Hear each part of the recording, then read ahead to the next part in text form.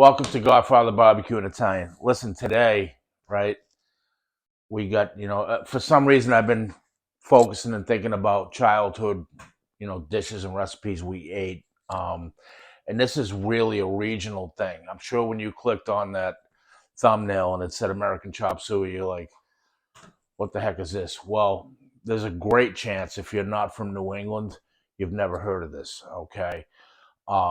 It's comfort food. It's something that, at least in my generation, I grew up in the pretty much the 70s. Okay, I'm not going to tell you the year I was born, but you can figure it out. My childhood was pretty much through the 70s, and this in our neighborhood in Boston, where we came from, and pretty much throughout the whole city, like right in the city, you were either Irish, Italian, Polish, or Jewish. Irish and Italian made up, I would say, a good 85 to 90%. Just shooting from the hip here. Don't quote me on the stats. So, you were either Irish, Italian, a combo. We had a lot of green meatballs running around, okay? And, there was, out of 10, one or two were Polish or Jewish, okay?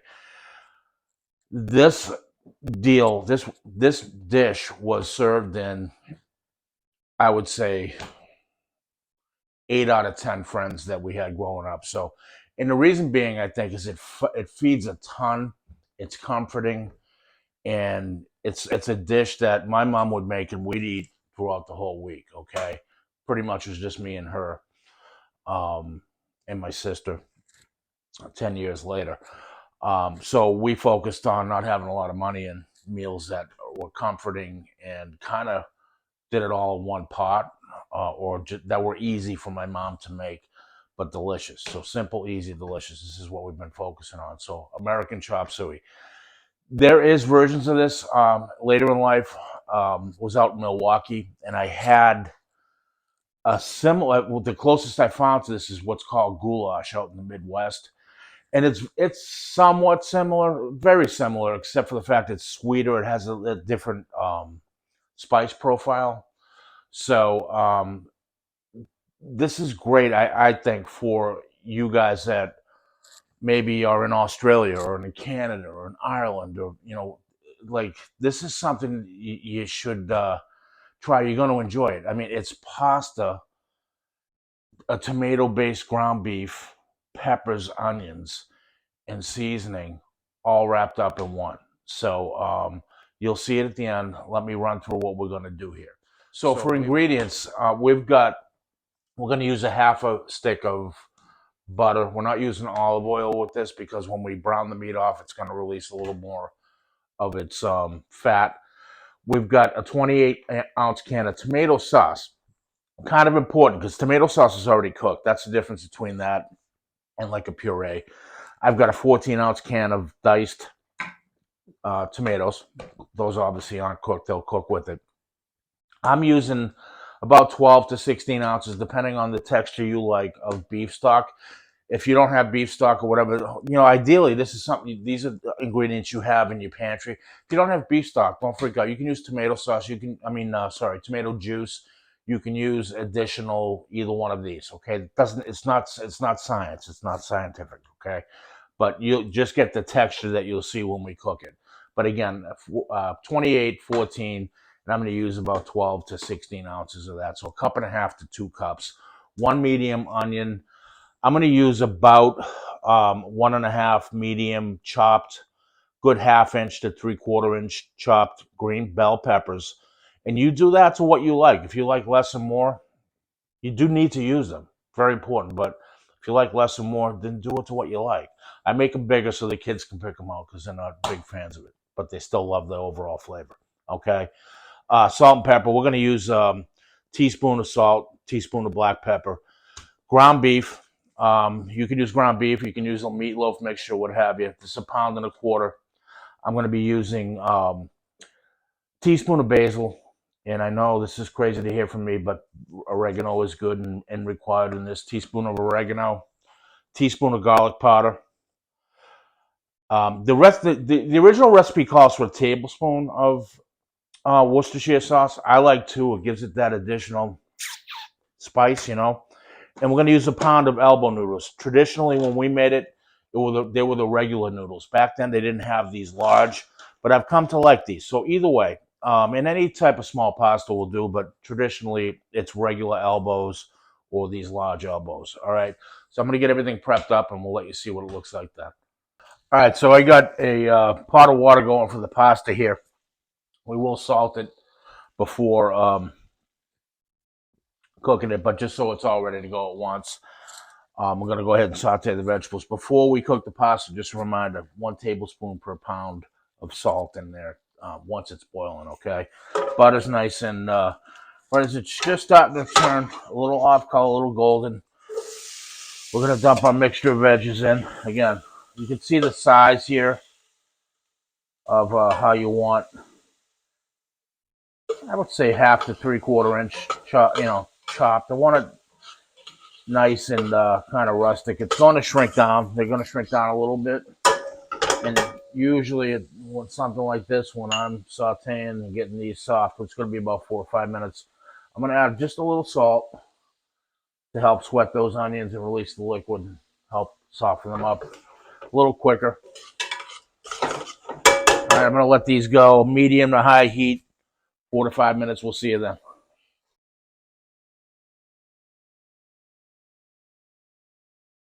All right, so I've softened these up. I would say they're about 70% of the way cooked, because what I'm going to do now is I'm going to make some space here, and we're going to finish tenderizing them to about 90% with the meat, with the ground beef itself.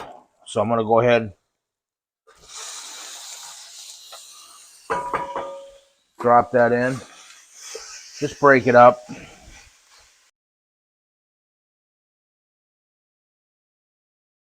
All right, so I've kept this pretty much at one level, just breaking it up so we can get most of it browned on the bottom. And you see, it's perfect. If you do it this way with just a little butter, you don't have to worry about draining the meat. Some people cook the meat first and they go through draining it and all that. 80-20 is fine. I don't recommend any leaner than this because it will get kind of tough on you. But once it's at this point, I'm going to go ahead and incorporate everything here. Hear that, Tina?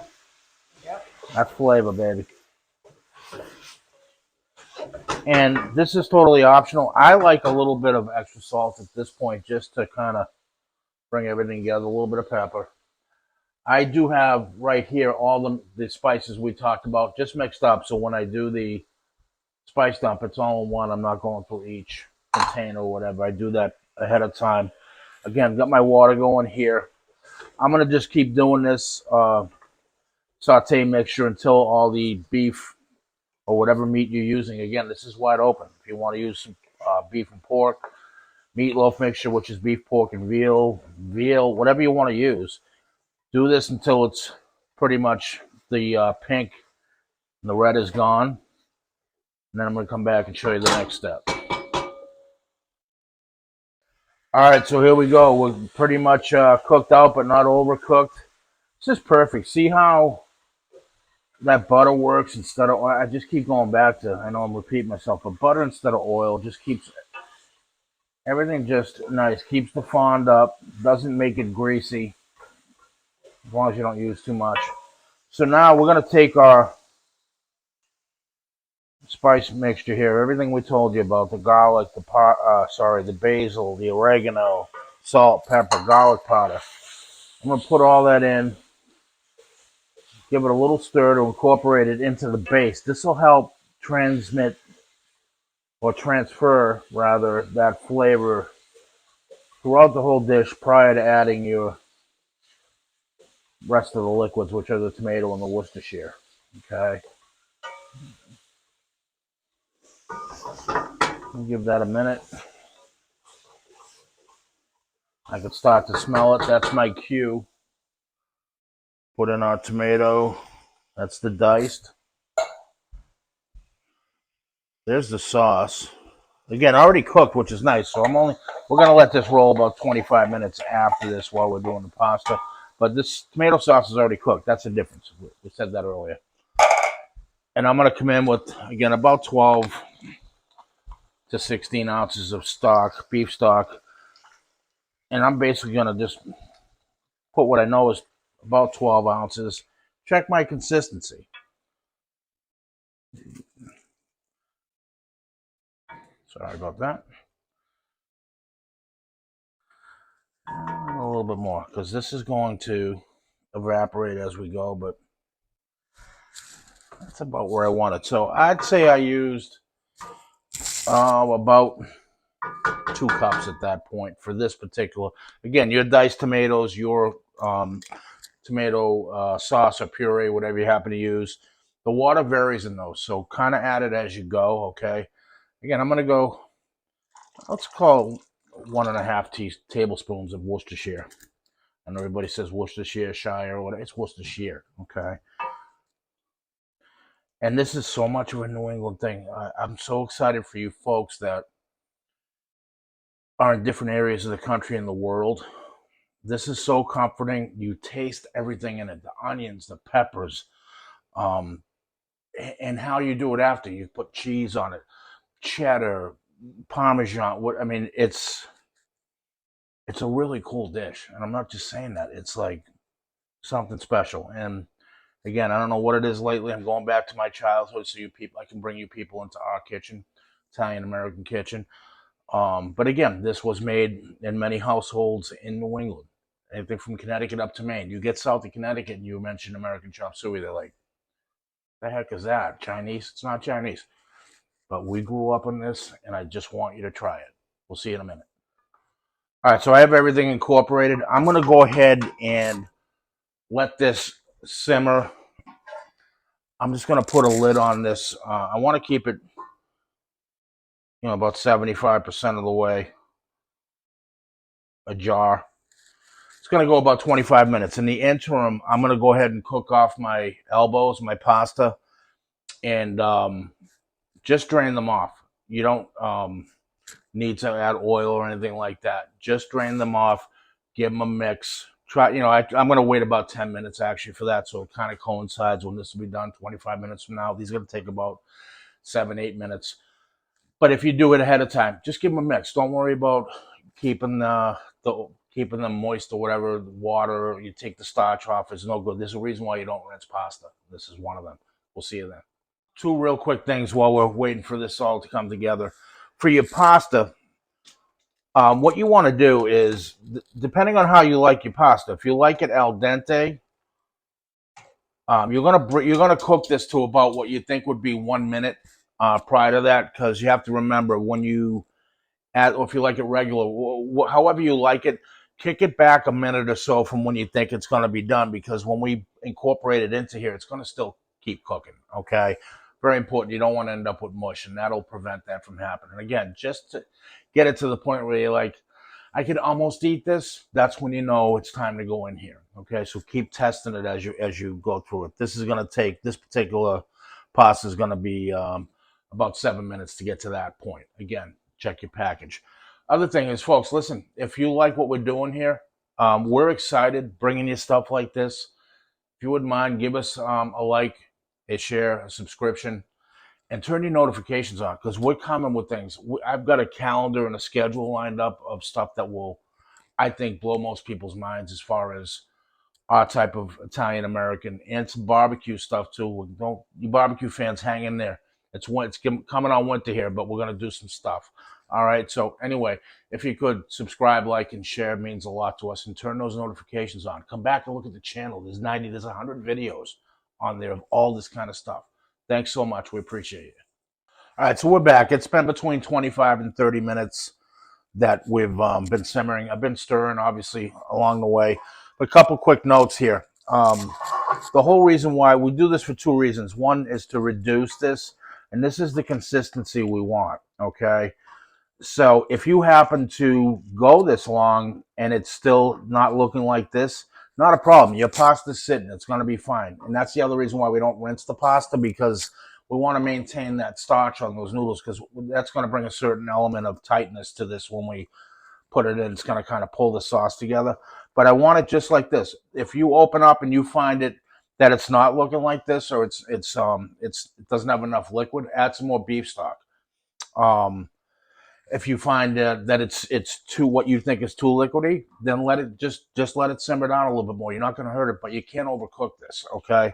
But generally, 25 to 30 minutes is where you want to be here. And again, I'm going to take these noodles. Now, all I did with these, I took them out, I put them under, I put them in the strainer. I didn't add water, I just stirred them so they wouldn't be crazy sticky. I'm going to just add these in. And by doing that, they'll break up when they go in here. But they have all that starch on them from the pasta water still. I didn't, again, rinse that. So we're going to go ahead and just incorporate all this. See how they break up when they hit the sauce? This is perfect consistency.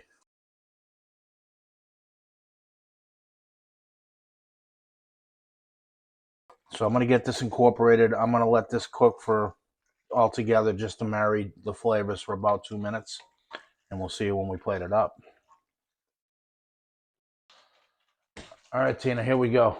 I know, I mean, you've always liked this. Very good. And it's kind of weird that you didn't really grow up eating this, or? Yeah, no, my mom ate this. Yeah, it's a New England thing. I mean, you're a Cape Cod girl, right? Yeah. Boston boy, Cape Cod girl, you know. Anyway, we have 2 different ways we're going to do this. Tina likes this with like a Mexican or a cheddar cheese. We're going to pull that on there for her. And if you just hang tight 1 second, Tina, I'm going to do mine. I like a traditional, what we thought was traditional was a Parmesan or Romano, just a little grated cheese. That was not traditional for us. Exactly. Yeah. Everybody's different, you know what I mean? That's why they call it traditions. Yeah. Well, I'm going first? Yeah. All right, so here we go. Hopefully this, as much as it reminds me of my youth, will make me youthful eating it. I don't think so. What do you think? No. Oh, no. All right.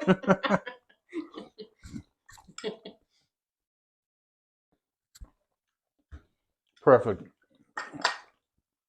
Peppers, onions, soft, but have texture. 100% comfort food here, folks. You got to try this. I want to see what you think. Okay, here we go.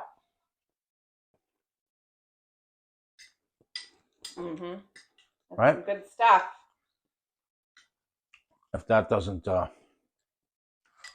make you feel warm and fuzzy, I don't know what food will. Our son Eddie will be very excited about this. He's filming right now, so you can't see it. But if he's spinning the camera around, he's drooling. Anyway, folks. Wipe your mouth, Eddie.